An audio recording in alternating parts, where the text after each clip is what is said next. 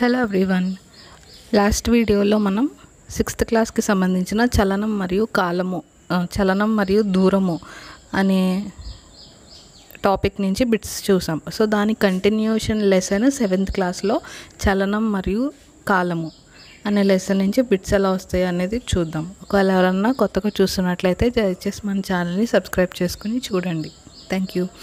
So first bit ఏంటంటే, ఒక వస్తువు ఏకాంక కాలంలో ప్రయాణించిన మొత్తం దూరాన్ని ఏమంటారు? The distance covered by an object in an unit of time is called ఏంటి? ఇస్ కాల్డ్ స్పీడ్, అంటే వడి. క్రింది వాణిలో వడికి సూత్రాన్ని గుర్తించండి. So speed is equal to total distance covered by total time taken. Speed is equal to distance by time కదా. So వడి అంటే ప్రయాణించిన మొత్తం దూరము బై ప్రయాణించడానికి పట్టిన మొత్తం కాలం.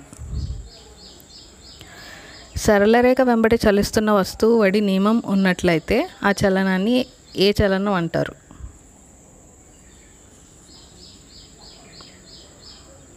ఆ చలనాన్ని సమచలనం అంటారు.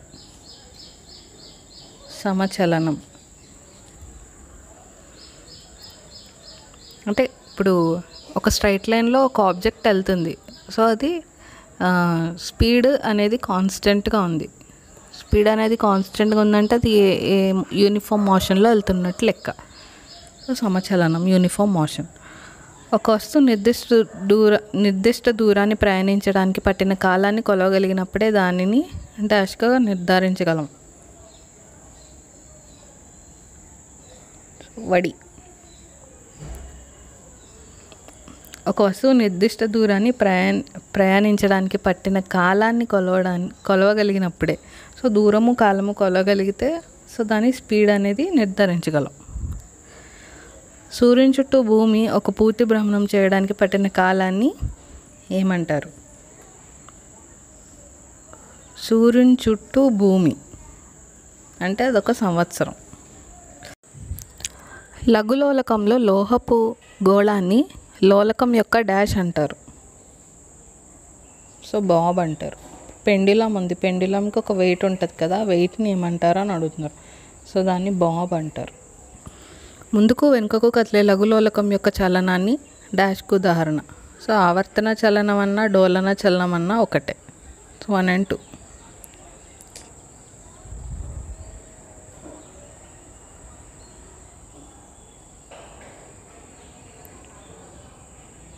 ప్రముఖ శాస్త్రవేత్త అయిన గెలీలియో జన్మకాలం.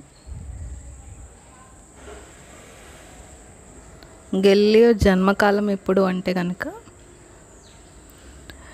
క్రీస్తు శకం 1564 to 1642.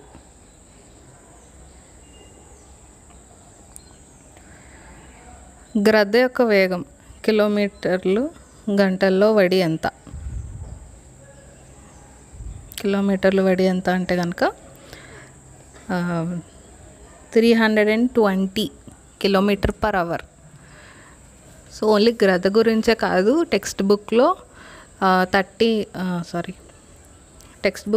లాస్ట్లో ఒక టేబుల్ ఇచ్చారు. సో దానికి సంబంధించి చిరుత గురించి అడగచ్చు, నీలం చేప గురించి, చిరుత గురించి అడిగితే కనుక 112 km/h. నీలం చేప గురించి అడిగితే కనుక 40 to 46 km/h. కుందేలు గురించి అడిగితే 56 km/h. ఉడత గురించి అడిగితే 19 km/h. ఎలుక గురించి అడిగితే 11 km/h. అదే మనిషి గురించి అడిగితే 40 km/h. ఇంకా నేల తాబేలు గురించి అడిగితే 0.27 km/h. నత్త గురించి అడిగితే 0.05. అన్నిటికన్నా లీస్ట్ నత్త, అన్నిటికన్నా ఫాస్టెస్ట్ గ్రద్ద. 320 km/h. సో ఈ బిట్ కొంచెం ఇంపార్టెంట్ అనమాట. వాహనాలు ప్రయాణించిన దూరాన్ని కొలవడానికి 1 మీటర్ ఉంటుంది. దానిని ఏమంటారు? దానిని ఓడోమీటర్ అంటారు. సో స్పీడ్ని కొలవడానికి అయితే స్పీడోమీటర్ ఉంటుంది. కానీ వాహనం లోపల మనకి 2 మీటర్స్ ఉంటాయి కదా, ఎంత దూరం ప్రయాణించని తెలిపే నెంబర్స్ ఉంటాయి కదా. సో దాన్ని ఓడోమీటర్ అంటారు. వాహనాలు ప్రయాణించిన దూరాన్ని కొలవడానికి 1 మీటర్ ఉంటుంది, వాహనంలోనే 1 మీటర్ ఉంటుంది. సో దాన్ని ఓడోమీటర్ అంటారు. క్రింది వానిలో సరైనవి గుర్తించండి. ఒక వస్తువు ఏకాంక కాలంలో ప్రయాణించిన దూరాన్ని ప్రమాణం అంటారు. ఏమంటారు? ప్రమాణం అంటారా? వడి అంటారు, స్పీడ్ అంటారు. ప్రయాణించిన దూరాన్ని ప్రయాణించడానికి పట్టిన కాలంలో భాగిస్తే దాన్ని వడి అంటారు. కరెక్ట్. సో ఏ రాంగ్, బి కరెక్ట్. క్రింది వాణిని పరిశీలించండి. కాలాన్ని కొలవడానికి అవసరమయ్యే సంఘటనలు ఉపయోగపడతాయి. కరెక్ట్. వడికి ప్రాథమిక ప్రమాణం metre per second. Correct. So రెండు కూడా కరెక్ట్. క్రింది వానిలో స్థానాంతర చలనానికి సంబంధించి సరైనవి గుర్తించండి. స్థానాంతర, సో తిన్నని వంతెనపై రైలు చలనం. కరెక్ట్. పరిగెడుతున్నప్పుడు మీ చేతుల కదలిక. కరెక్ట్. రంగుల రాట్నంలో పిల్లవాడి చలనం అనేది రాంగ్. ఇది రాంగ్. 1, 2 అనేవి కరెక్ట్. నెక్స్ట్ వడికి సంబంధించి సరైనది. సో వడి ఈజ్ ఈక్వల్ టు దూరం బై కాలం. దూరం బై కాలం. నెక్స్ట్ వడి యొక్క ప్రాథమిక ప్రమాణం. వడి యొక్క ప్రాథమిక ప్రమాణం ఏది? Metre per second. So option 4.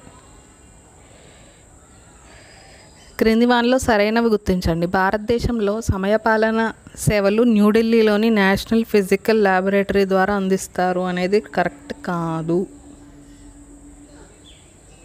ఏమన్నాడు? సరైనది గుర్తించన్నాడు. సో ఏ సరైనది కాదు. ప్రపంచంలో అత్యంత ఖచ్చితమైన గడియారాన్ని ఫ్రాన్స్లోని national institute of standards and technology అభివృద్ధి చేసింది. కరెక్ట్. ఈ గడియారం మిలియన్ సంవత్సరాల పాటు నడిచిన తర్వాత 1 సెకను కోల్పోతుంది అనేది రాంగ్. రైట్ రాంగ్ అనేది టెక్స్ట్ బుక్ చదివితేనే మనకి తెలుస్తుంది. సో గుడ్డిగా వచ్చి బిట్లు చేసేసుకొని చదివేస్తాము అంటే కనుక అవ్వదు. మనకి ఆన్లైన్లో కూడా టెక్స్ట్ బుక్స్ అవైలబుల్గా ఉన్నాయి. సో మీరు గూగుల్లో సెర్చ్ చేస్తే టెక్స్ట్ బుక్స్ డౌన్లోడ్ చేసుకుని చదవచ్చు, ఒకవేళ ఫిజికల్గా ఎవరికైనా లేకపోతే కనుక. సో ఆ టాపిక్ చదువుకొని వచ్చి మనకు బిట్స్ చేసుకుంటే కనుక చాలా ఈజీగా ఉంటుంది. క్రింది వల్ల సరైనవి గుర్తించండి. దూరం కాలం గ్రాఫ్ నుండి మనం వస్తువు ప్రయాణించిన దేని కనుగొంటాం? వస్తువు ప్రయాణించిన సమయాన్ని కనుగొంటాం, దూరాన్ని కూడా కనుగొంటాం. So 1 and 2. వస్తువు ప్రయాణించిన దూరాన్ని ప్రయాణించడానికి పట్టిన కాలాన్ని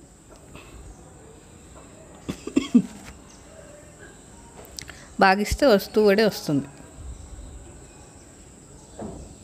క్రింది వల్ల తప్పు ఒప్పులను గుర్తించండి. దూరం కాలం గ్రాఫ్ ఒక సరళ రేఖ అయితే వస్తువు స్థిరవడితో చలిస్తుంది. కరెక్ట్. వస్తువు యొక్క వడి మారుతూ ఉండదు, మారుతూ ఉంటుంది. వస్తువు యొక్క వడి అనేది, స్పీడ్ అనేది చేంజ్ అవుతూ ఉంటుంది. క్రింది వానిలో సరికాని దానిని గుర్తించండి. కాలానికి ప్రాథమిక ప్రమాణం సెకండ్. కరెక్ట్. ప్రతి వస్తువు స్థిరవడితో చలిస్తుంది. స్థిరవడి ఉండదు కదా, మారుతూ ఉంటుంది. 2 పట్టణాల మధ్య దూరాన్ని కిలోమీటర్లో కొలుస్తారు. కరెక్ట్. రైలు వడిని మీటర్ పర్ అవర్లో తెలియజేస్తారు. Metre per hour, kilometre per hour అనుకుంటున్నాను, ఒకసారి చెక్ చేసి కామెంట్ చేయండి. సో ఇవంటి బిట్స్ ఇలాగ అడుగుతున్నారు. సో నెక్స్ట్ వీడియోలో కలుసుకుందాం. Thank you.